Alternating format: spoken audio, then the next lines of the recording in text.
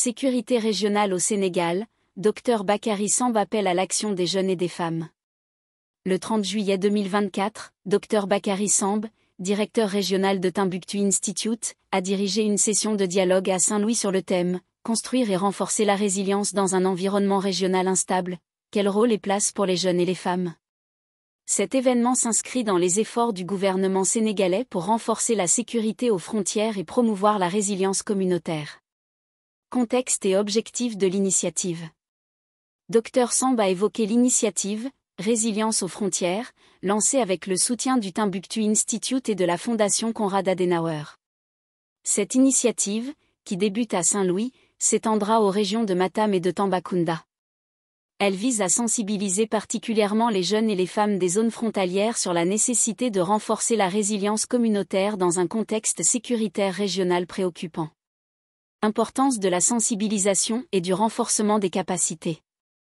Lors de la session, Dr Samb a souligné l'importance de sensibiliser les Sénégalais sur l'environnement sécuritaire régional pour maintenir la stabilité du pays.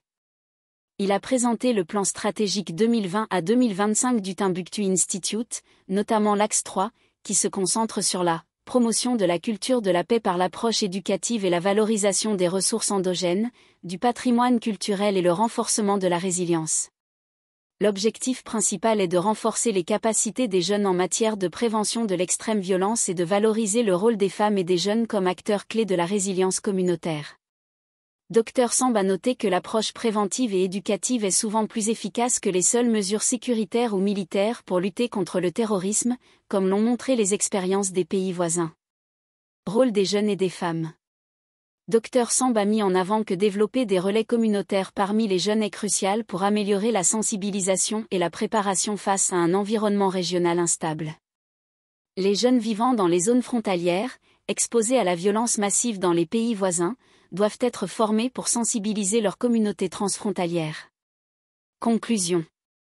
L'événement à Saint-Louis a mis en lumière la nécessité de renforcer la résilience communautaire à travers l'éducation et la sensibilisation, plutôt que de se fier uniquement à des mesures sécuritaires.